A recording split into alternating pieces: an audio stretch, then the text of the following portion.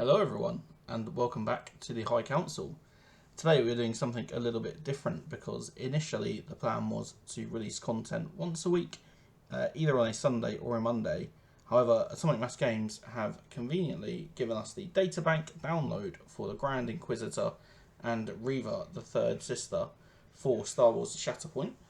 So we're going to take a little look at what we can see there. So I'll leave a link from the Atomic Mass Games website down in the comments.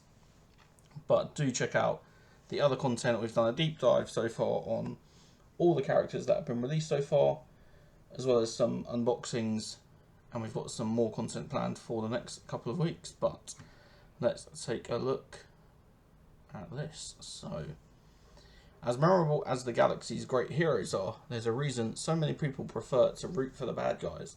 The various members of the Empire's Inquisitorius, which is going to be an absolute mouthful to say, continue this tradition in fine form, each being terrifying in unique ways. For this Star Wars Shatterpoint preview, let's take a look at the Grand Inquisitor, Fallen Jedi, and the third sister from the Jedi Hunters Squad Pack.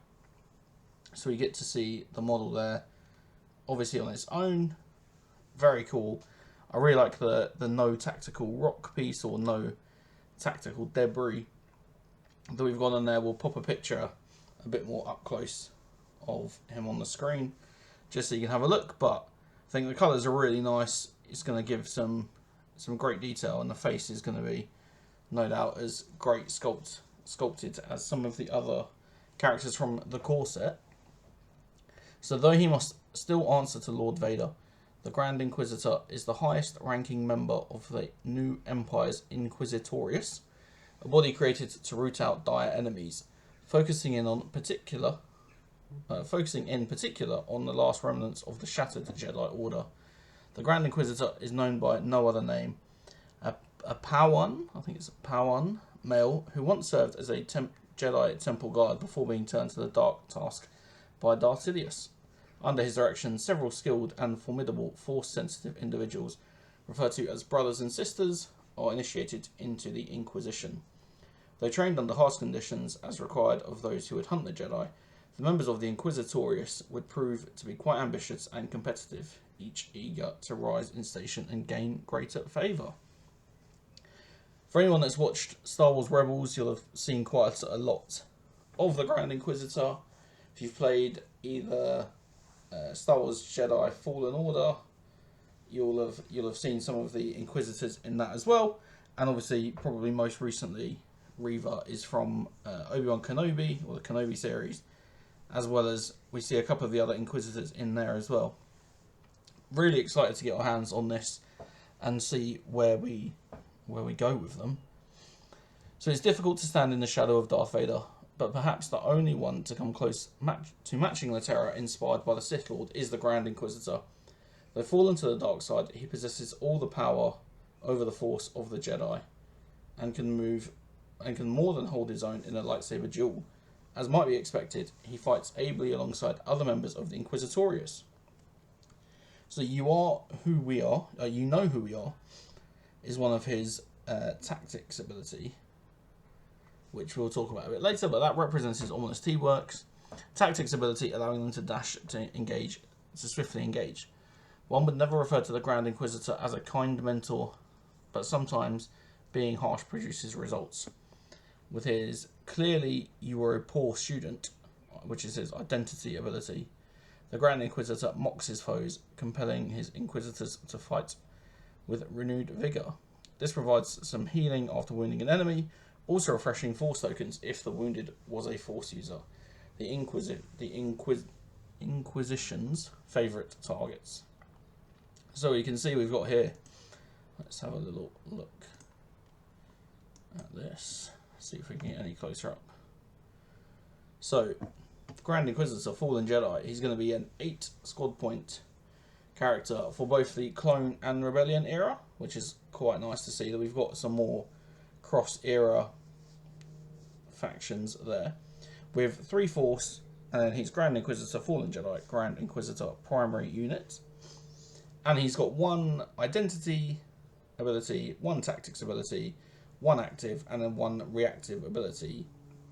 So again, we'll just post this up as a picture if it doesn't stay on the screen here. But so his identity specific ability, which is going to be at the very bottom. Clearly, you are a poor student. When an allied Inquisitorious character wounds an enemy unit, after the effect is resolved, one allied Inquisitorious character may heal 2. Then, if the wounded unit was a Force user, refresh 2 Force as well. So that is very nice. He's going to be wanting to go after those. The Force users, particularly on the other team.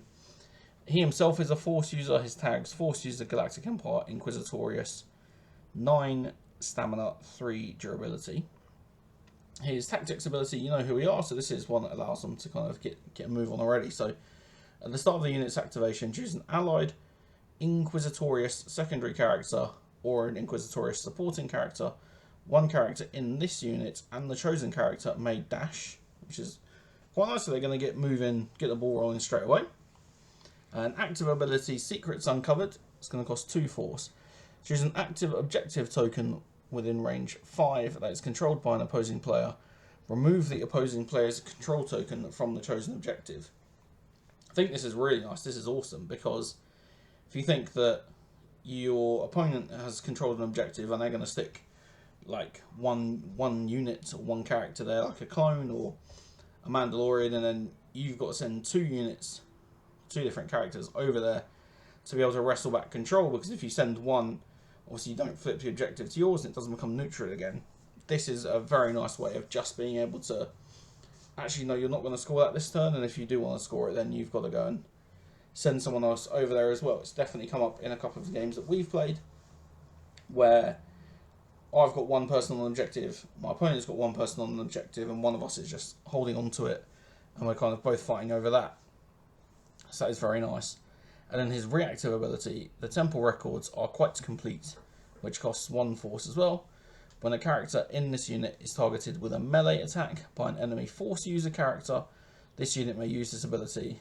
This unit may flip its stance card, and the defender adds 2 dice to its defense roll. So, honing in on those skills of, he used to be a Temple Guard, he probably knows a lot about the Temple Records and knows a lot about all the other Jedi that might have been around and their fighting style, things like that. So him then being able to flip over probably to his more defensive side, we'll have a look in a minute, and adds 2 dice to his defense roll, is going to be very nice for stopping that enemy attack from dealing any damage to him. So that is him on this side. So we've talked about these bits. The Grand Inquisitor's knowledge is one of his greatest assets, and he never enters the battle ill-prepared to face his foes, having researched their weaknesses. With Secrets Uncovered, he can immediately neutralise control of a nearby objective, forcing opponents to closely guard any objective he wants to secure, and his reactive ability, the Temple Records, are quite complete. It allows him to adapt his stance to better suit his needs as soon as he's engaged. And then we can see here instantly we've got one that's more offensive and one that's more defensive. So let's have a little look. What we can see here, this is probably going to go a little out of focus as we get closer. But when you see the left hand side, Form 2 Makeshi, instantly strikes me as the more offensive side, because we've got 7 attack dice on a melee attack, 5 on a ranged attack with a range 4, and then we're rolling 5 defense dice for both of those. We've got the expertise, so particularly in melee here, like this expertise looks very nasty. 1 expertise for 1 crit and a damage, 2 expertise for 2 crits and a damage, and then 4+ for 2 crits and 2 damage as well. That ranged attack we're probably not going to be seeing much of unless we're playing against someone that's either deliberately pushing us out of the way or just trying to hold us at bay. And then his expertise defensively on this side, the 2 blocks and the 2 blocks, and just turn a crit down to a hit. And then his combat tree, so in total is 1, 2, 3, 4, 5, 6 stages long, which is quite interesting. Interesting that they've done it in this format. 1, 2, 3, 4, 5. Because on the other side here, he's also 6 long. So this is interesting that we've gone the 5th one and then an up and a down instead of it being out and about. But 2 damage on his first success. Damage and pinned. on the second one, and then we're going up or down to choose an additional damage with either the strained or the exposed condition. Coming back to 3 damage, and a dash move, which is quite nice. And then 2 damage up top, and a damage and a jump down the bottom. So he's probably putting out 1, 2, 3, 4, 5, 6, 7, 8, 9, 10 damage at max. There's 6 hits, but you're probably going to be getting to this 3 and 4 one more consistently, and probably doing 1, 2, 3, 4, 5, 6, 7. 7 damage from 4 successes though is very nice, especially when we're engaged in melee and we've instantly got, you know, if we've potentially got 2 expertises becoming 2 crits off the bat anyway, we are going to be doing some nice damage with that side.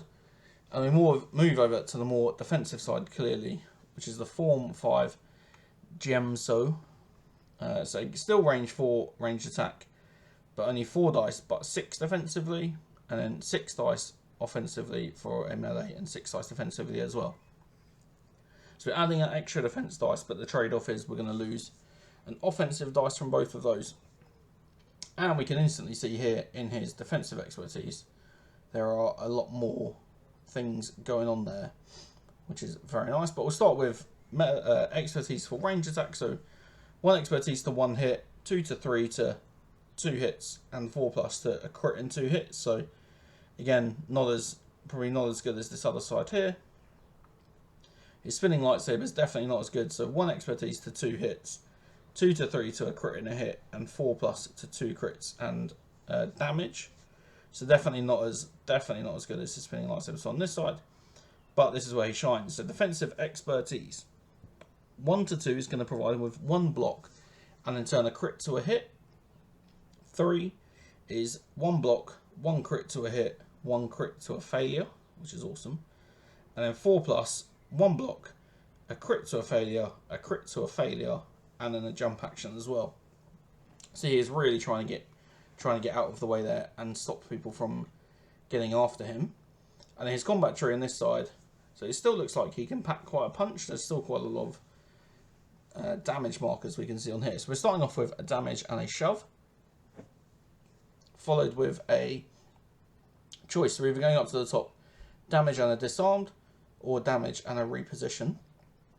Coming in into the center again for 2 damage and a shove, and then we either come along the bottom for 2 damage, shove, and then going into the active ability as the last one, or we go up to the top, damage and a pinned, 2 damage, and then the active ability there as well. So on this side we've got 1, 2, 3, 4, 5, 6, 7. So we can only put out a maximum of 7 damage compared to the other side where we can put out a total of 10.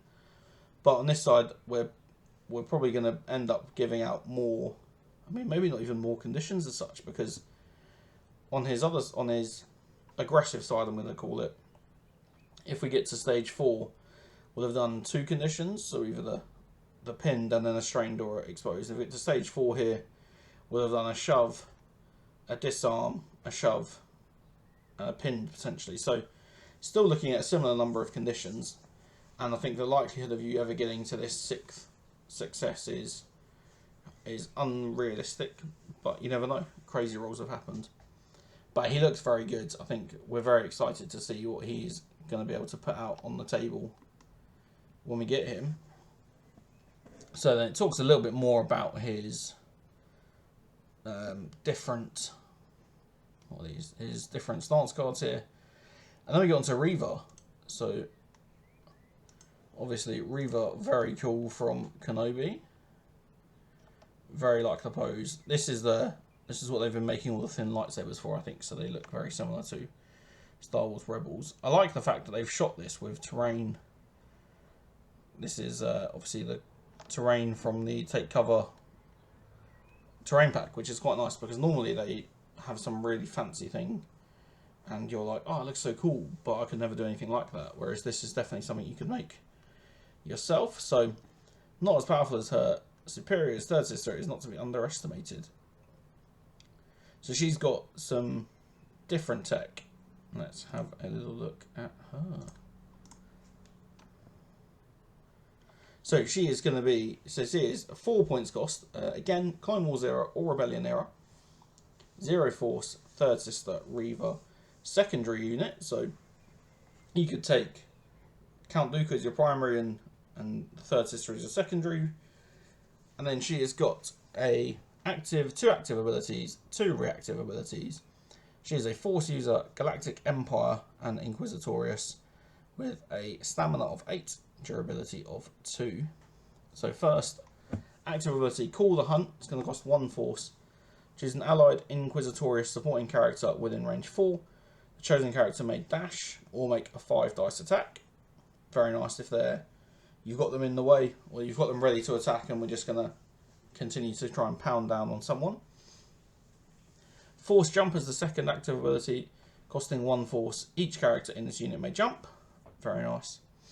And we've got some reactive abilities. So Deflect, exactly the same as the Deflect that General Anakin Skywalker has. So after a ranged attack targeting the character in this unit is resolved, if the attack rolled 1 or more failures, the attacking unit just suffers 2 damage. Very nice at all. And then Your Fear Betrays You, another reactive ability. This one's going to cost 1 Force.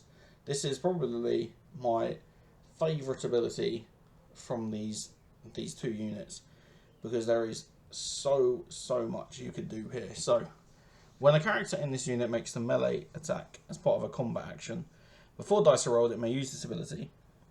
Remove 1 or more conditions from the defender. Add 2 dice to the attack roll for each condition that was removed. Absolutely insane. If we just quickly pop back to the Grand Inquisitor, we see how many conditions he can put out. Reva's then going next and is directly next to him, and if you're going to take 3 conditions off an enemy, that's an extra 6 dice that you're going to roll, which is absolutely crazy. It's basically doubling her attack power. So let's see what she's going to do from a combat tree perspective. So we talked about Your Fear Betrays You, Call the Hunt. So she's got a form to Makeshi. That's the same one as the Grand Inquisitor. It is the same one as the Grand Inquisitor, form to Makeshi. Very nice. So, no ranged attack, but 5 defensively against it. 7 offensive dice and 4 defensively. So she's not rolling a huge amount when she is defending, but she doesn't want to defend, she wants to attack. And she wants to absolutely go for it. Expertise, so 1 to 2 in melee is doing 1 hit and a damage. 3 to 4 crit hit damage. 5 plus crit 2 hits damage. And then defensively, 1 to 3 defensive expertise is going to become 2 blocks. 4 plus is 2 blocks and turn a crit down to a hit. And then we see her combat tree here. So lots of damage from it. So we've got 1 damage and a shove as the first option. That's the one you've always got to do. And we're going to make a decision. We're coming up to the top to do a damage and an exposed, followed by a damage and a shove. Or we're going on the bottom to do 2 damage and then a damage and a shove. Before we then come back into the middle and we're doing 2 damage and a shove, followed by 1 damage and a jump. 1, 2, 3, 4, 5, 6, 7. So 7 total damage that she can put out here. But it's all about consistently putting 7 damage out again and again. So she's not giving conditions, she's only giving the exposed condition out. Which you're probably, if she's the one that's putting out the condition, you're probably playing her slightly wrong, because you want everyone else to be piling conditions onto a character. For Reva to then go in and go, cool, now I'm going to roll 11 dice or 13 dice in my attack pool. And almost guarantee you getting to the end of that combat tree every single turn. 3 shoves is pretty powerful. 3 shoves is the equivalent to over range 3. From a, you absolutely want to clear someone out of the area, just absolutely go for it. And you've got a nice clear objective to be able to then take over and control. So that is the Jedi Hunters Pack that we've looked at. It's the Grand Inquisitor and Reva. Very excited to get him. Very excited to see what I think it's the 5th brother and the 4th sister. Might have got those the wrong way around. But I'm very excited to see what they also bring to him as either supporting characters, other secondaries.